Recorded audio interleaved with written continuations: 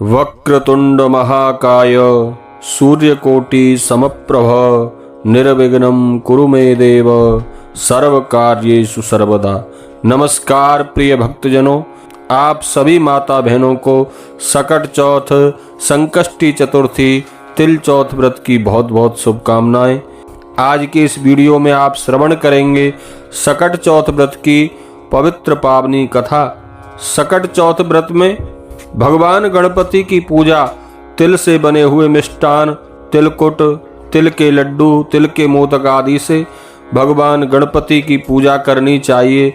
चौथ माता की पूजा करनी चाहिए और सकट चौथ पूजा के लिए चौकी पर लाल कपड़ा बिछाकर भगवान गणपति की स्थापना करें, चौथ माता की स्थापना करें और भगवान गणपति के सीधे हाथ की तरफ और अपने उल्टे हाथ की तरफ चौकी पर तांबे का एक कलश रखें, जल से भरकर दक्षिणा सामर्थ्य के अनुसार रखें और हाथ में थोड़े से तिल लेकर गणेश संकष्टी चतुर्थी सकट चौथ व्रत की कथा श्रवण करनी चाहिए।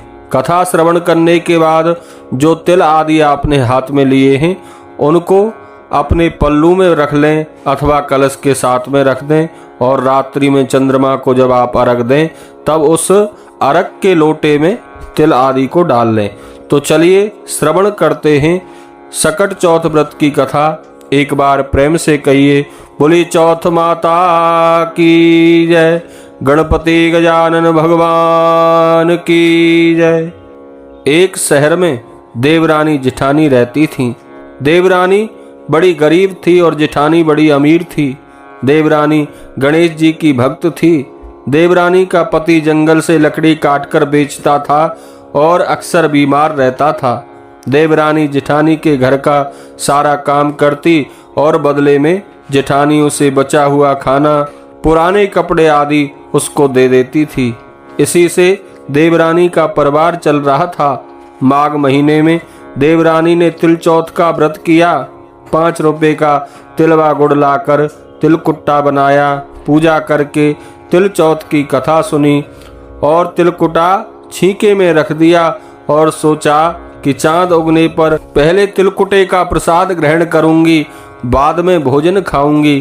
कथा सुनकर वह बेचारी जेठानी के यहाँ काम करने चली गई। खाना बनाकर जेठानी के बच्चों से खाना खाने को कहा तो बच्चे बोले, माँ ने व्रत किया है और माँ भूखी है, जब माँ खाना खाएगी तभी हम भी खाना खाएंगे। जेठ जी को खाने के लिए कहा तो जेठ जी बोले, मैं अकेला नहीं खाऊंगा, जब चांद निकलेगा तब हम सब लोग साथ में बैठकर खाना खाएंगे। देवरानी ने कहा, मुझे तो घर जाना है, इसलिए मुझे खाना दे दो। जेठानी ने उससे कहा, आज तो किसी ने भी अभी तक खाना नहीं खाया, सो तुम्हें खाना कैसे दे दूं? तुम एक काम करना, कल बहुत सवेरे आ जाना और बचा हुआ खाना लेकर जाना। देवरानी बेचारी उदास मन से अपने घर चली गई। देवरानी के घर पर पति बच्चे सब आस लगाए बैठे थे कि आज तो त्योहार है, इसलिए कुछ पकवान आदि खाने को मौका मिलेगा। परंतु जब बच्चों को पता चला कि आज तो रोटी भी नहीं मिलेंगी तो बच्चे रोने लगे। उसके पति को भी बहुत गुस्सा आया। कहने लगा, सारा दिन काम करके भी 2 रोटी नहीं ला सकती तो काम क्यों करती हो? पति ने गुस्से में आकर पत्नी को कपड़े धोने वाले धोबने से मारा। धोबना हाथ से छूट गया तो पाटे से मारा। वह बेचारी गणेश जी को याद करती हुई रोते रोते पानी पीकर सो गई। उस दिन गणेश जी देवरानी के सपने में आए और कहने लगे, धोबने मारी, पाटे मारी, सो रही है या जग रही है? वह बोली, कुछ सो रही हूँ और कुछ जग रही हूँ। गणेश जी बोले, भूख लगी है, कुछ खाने को दे दे। देवरानी बोली, क्या दूं? मेरे घर में तो अन्न का एक दाना भी नहीं है। जेठानी बचा हुआ खाना देती थी, आज तो वह भी नहीं मिला। पूजा का बचा हुआ तिलकुट्टा छीके में पड़ा है, वही खा लो। गणेश जी ने तिलकुट्टा खाया और उसके बाद कहने लगे, धोबने मारी, पाटे मारी, निमटाई लगी है, कहाँ निमटे। वो बोली, ये पड़ा घर, जहाँ इच्छा हो वहाँ निमट लो। फिर गणेश जी बोले, अब कहाँ पहुँचूं। अब देवरानी को बहुत गुस्सा आया कि कब से तंग करे जा रहे हैं। सो बोली, मेरे सिर पर पहुँचो, और कहाँ पहुँचोगे। सुबह जब देवरानी उठी तो यह देखकर हैरान रह गई कि पूरा घर हीरे मोतियों से जगमगा रहा है। सिर पर जहां बिंदायक जी पहुंचनी करके गए थे, वहां हीरे के टीके और बिंदी जगमगा रहे थे। उस दिन देवरानी जेठानी के यहाँ काम करने नहीं गई।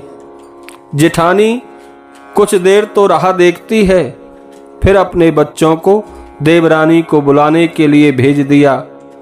जेठानी ने सोचा, कल खाना नहीं दिया था, शायद इसीलिए देवरानी बुरा मान गई होगी। बच्चे बुलाने गए और बोले, चाची चलो, माँ ने बुलाया है, सारा काम पड़ा है। दुनिया में चाहे कोई मौका चूक जाए, पर देवरानी जेठानी आपस में कहने का मौका नहीं छोड़ती। देवरानी ने कहा, बेटा बहुत दिन तेरी माँ के यहाँ काम कर लिया, अब तुम अपनी माँ को कहो मेरे यहाँ काम करने आ जाए। बच्चों ने घर जाकर माँ को बताया कि चाची का तो पूरा घर हीरे मोतियों से जगमगा रहा है। जेठानी दौड़ती हुई देवरानी के पास आई और पूछा कि यह सब कैसे हुआ। देवरानी ने उसके साथ जो हुआ वह सब कह डाला। घर लौटकर जेठानी ने कुछ सोचा और अपनी पति से कहने लगी, एक काम करो, आप मुझे धोबने से पीटो। उसका पति बोला कि अरे भली मानस, मैंने तो कभी तुम पर हाथ नहीं उठाया, मैं तुम्हें धोबने से और पाटे से कैसे मार सकता हूं। लेकिन वह नहीं मानी और जिद करने लगी।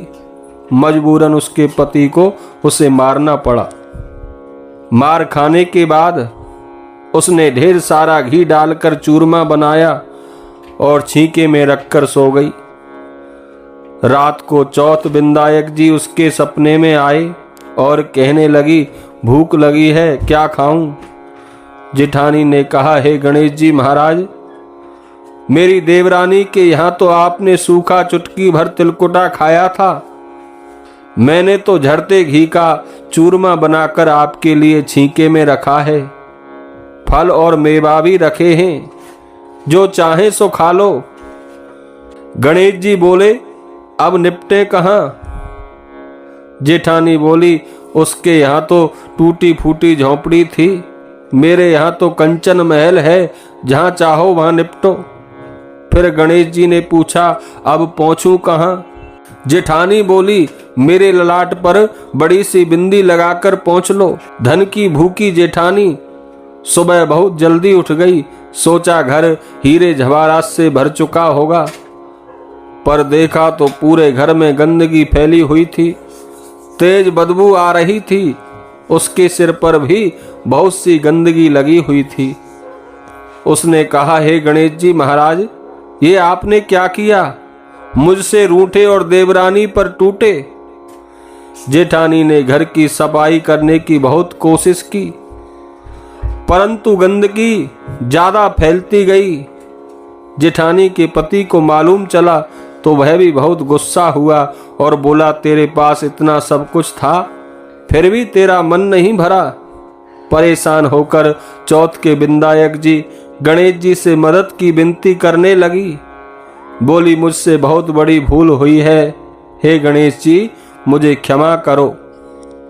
बिंदायक जी ने कहा, देवरानी से जलन के कारण तूने जो किया था यह उसी का फल है। अब तू अपने धन में से आधा धन उसे देगी, तभी यह साफ होगा। उसने आधा धन तो बांट दिया, किंतु मोहरे की एक हंडी चूल्हे के नीचे गाड़ रखी थी। उसने सोचा किसी को पता नहीं चलेगा, और उसने उस धन को नहीं बांटा। उसने कहा, हे बिंदायक जी, अब तो अपना यह बिखराव समेटो।